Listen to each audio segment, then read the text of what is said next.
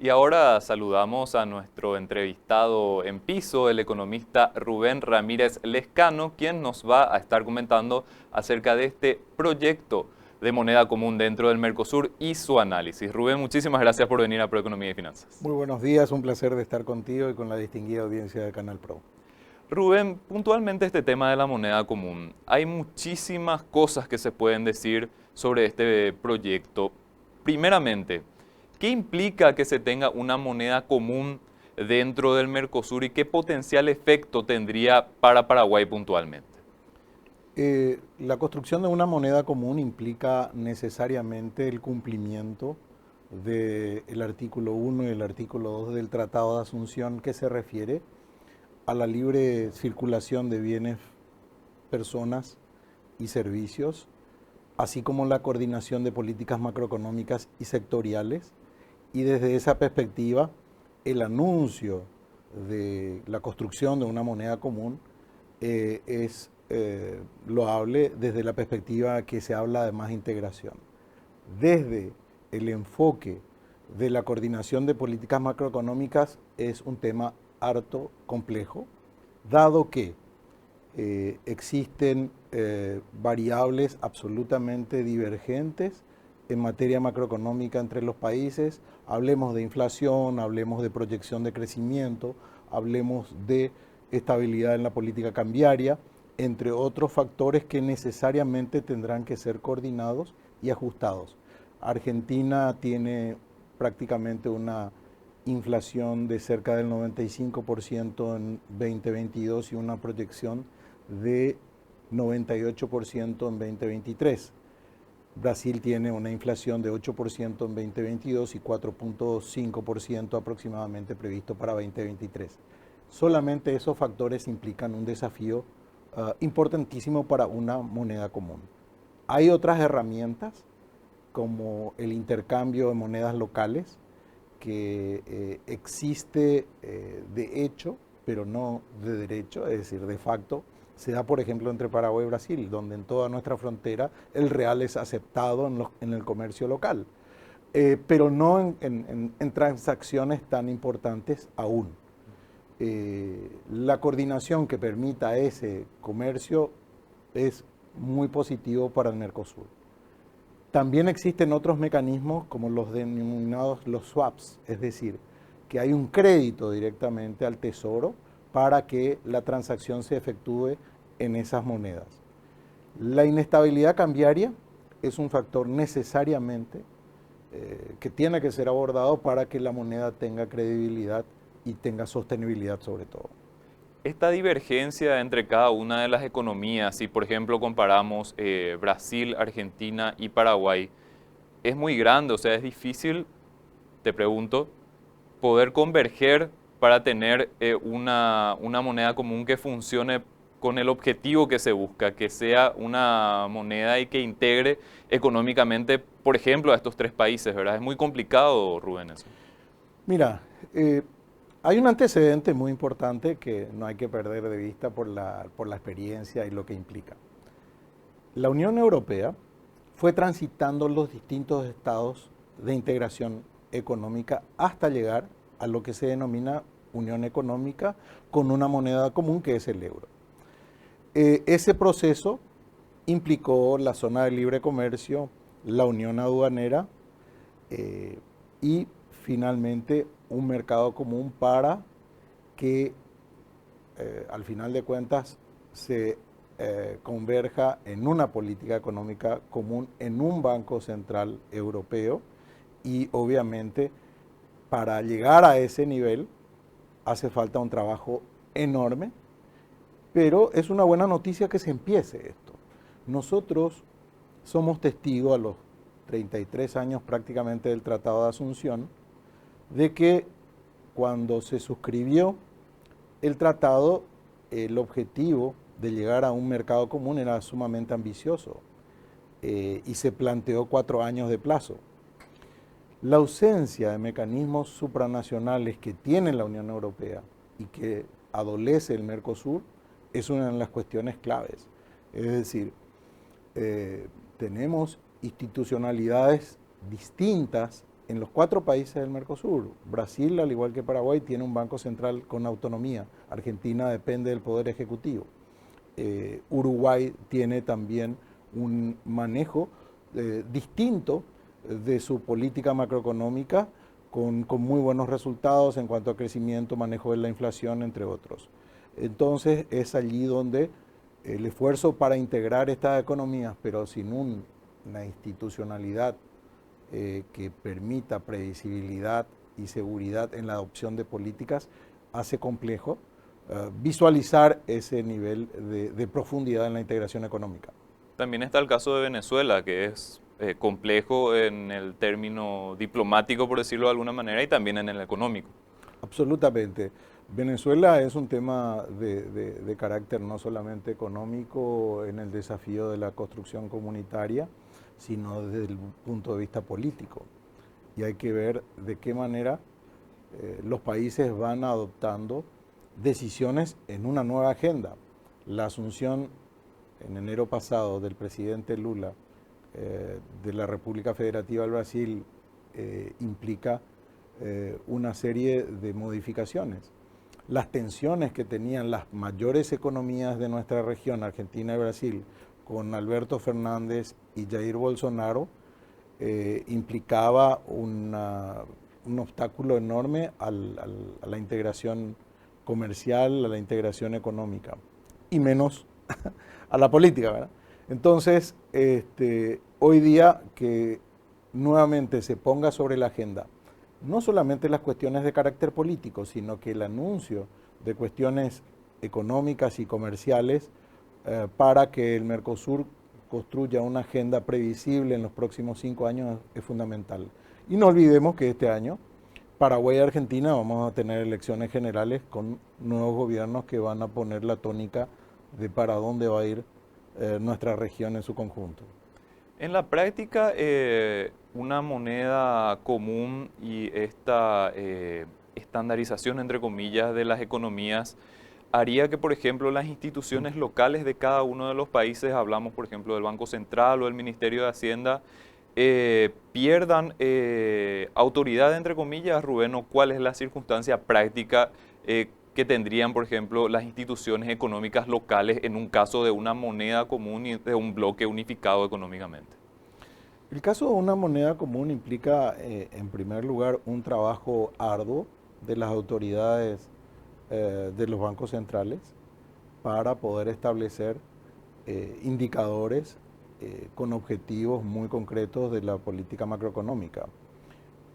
Hablamos de la política monetaria, hablamos de cómo se va a trabajar en la política cambiaria, cómo se va a trabajar en los objetivos de inflación de cada una de las economías y el cumplimiento que tiene que tener máximos con topes muy claros y esto representa un desafío enorme donde los niveles de endeudamiento de cada uno de los países a nivel del mercado internacional implica una serie de desafíos desde el punto de vista macroeconómico. En Argentina, el Banco Central recibe autorización del Poder Ejecutivo para emitir y para resolver estas cuestiones de inflación.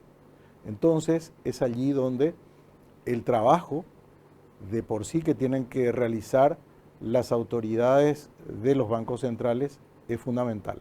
Y eso está previsto en el Tratado de Asunción. Por eso me refería al artículo 2, que es la coordinación de políticas macroeconómicas y sectoriales.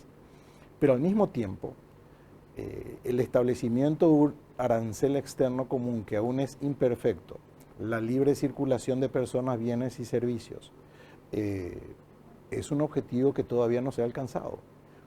Hoy que estamos en el mes de enero, donde el tránsito fronterizo es arduo, donde vemos que ni siquiera la integración de los sistemas migratorios o el movimiento de mercancías en frontera, y hablo como ejemplo, podemos hablar de Falcón Clorinda, podemos hablar de Encarnación Posadas o de Foz de Iguazú, Ciudad del Este, donde es muy complejo transitar inclusive para turismo, con filas de extensas horas de espera que dista mucho de lo que pretende el Tratado de Asunción y, sin embargo, es una excelente noticia que se vuelva a la mesa de negociaciones para mejorar esa perspectiva.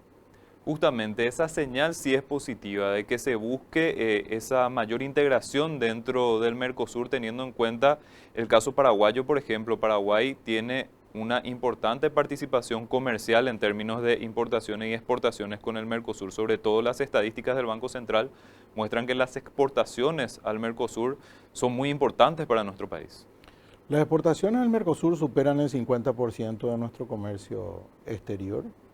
Las importaciones de Paraguay, en el caso de Brasil, es el segundo mayor proveedor después de China continental. Argentina es un proveedor muy importante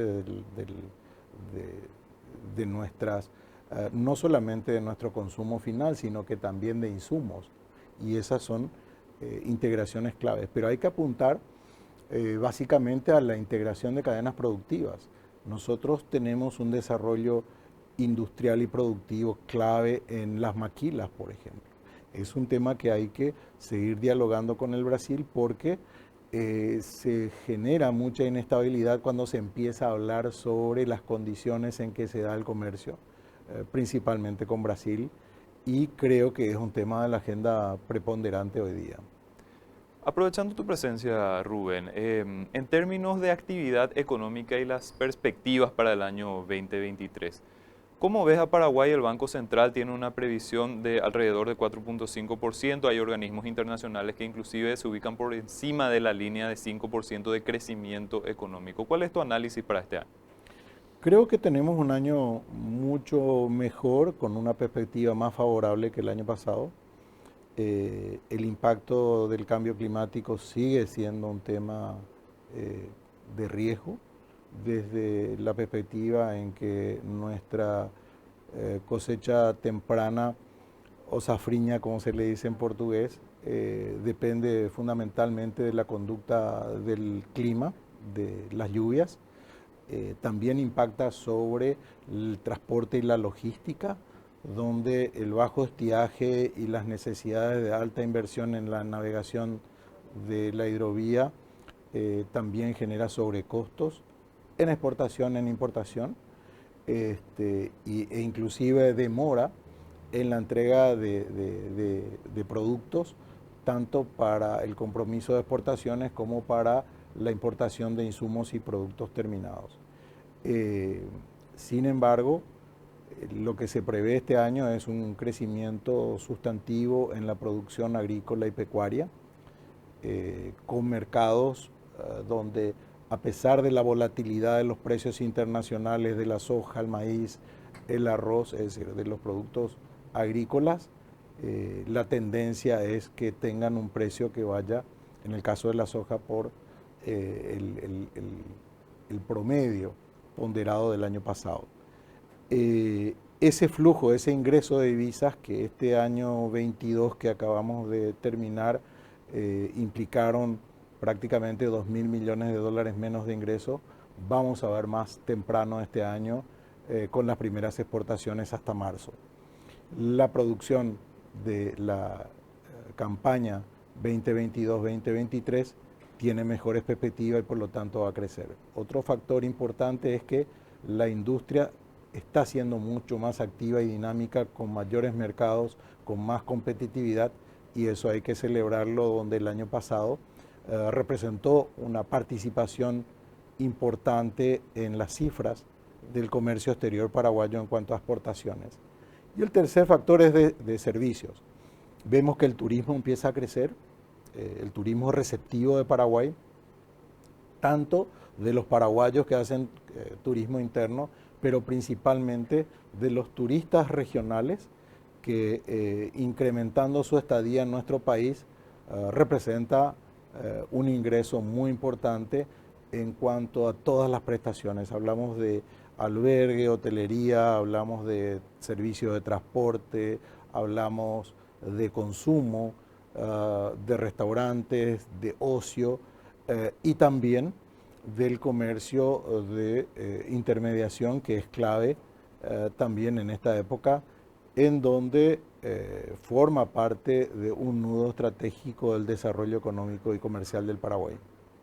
Rubén, también el tema de inflación fue muy importante. El año pasado se tuvo un crecimiento de los precios de prácticamente 8%. Para este año el Banco Central ya prevé una menor dinámica.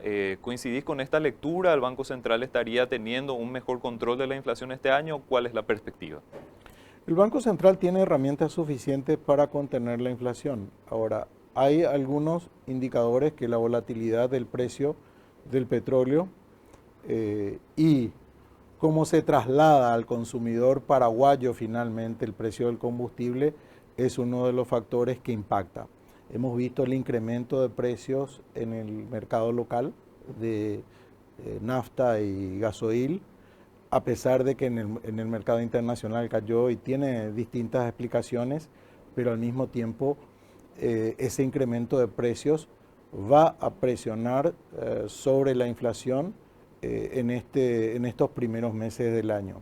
Un segundo factor es justamente al que me refería, la logística del transporte. En la medida que haya demora, que haya un sobrecosto, eso se va a trasladar finalmente a los precios. Y la contención de la inflación entra siempre en cuanto a política macroeconómica y cambiaria. Dos cuestiones. La primera es, ¿va a seguir elevando la tasa de referencia el Banco Central?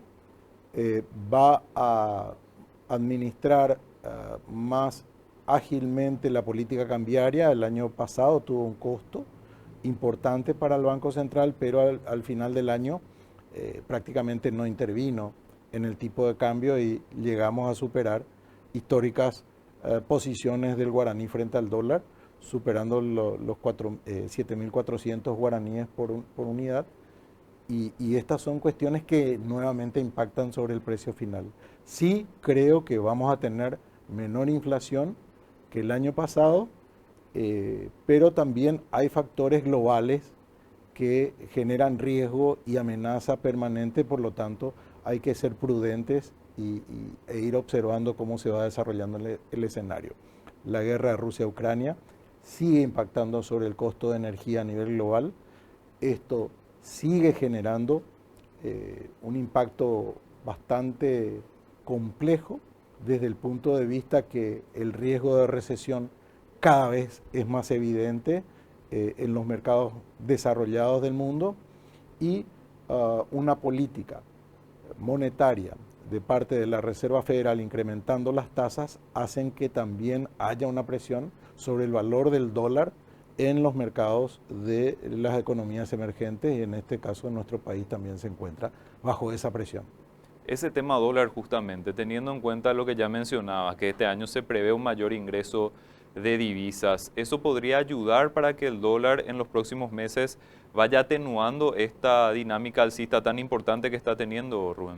Sí, es interesante que pueda ayudar a contener el precio, sobre todo lo que se desea siempre en el sector productivo, en el sector empresarial, es una previsibilidad, es decir, en qué términos y condiciones voy a celebrar contrato de mediano y largo plazo para poder estar dentro del mercado.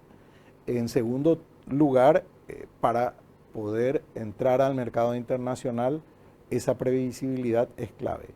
Y sobre todo en la sostenibilidad del intercambio regional, donde vemos que hay, por la ausencia de coordinación de políticas macroeconómicas, competencias que bajo la flexibilidad fronteriza, el contrabando específicamente, hacen de que también hayan otras competencias que generen desafíos muy importantes para la empresa paraguaya y su rentabilidad. Claro, hay un muy delicado equilibrio que mantener ahí, porque no podemos tener tampoco una devaluación demasiado pronunciada del guaraní, pero hay monedas como el peso, por ejemplo, que están muy devaluados y eso hace de que la competitividad paraguaya también se vea resentida. Absolutamente.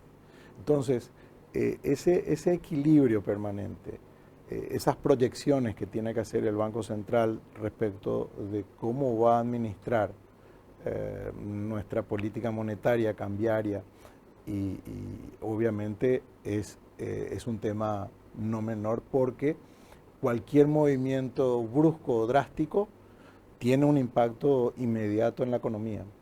Y lo otro es generar mayor ingreso en la sociedad paraguaya para tener una estabilidad, sobre todo calidad de vida ciudadana, en momentos en donde las tensiones sociales, que son muy evidentes en todo el mundo, no se salva Europa, Estados Unidos y América Latina, tenemos ejemplos notables donde el mal humor social se va conteniendo de manera muy compleja.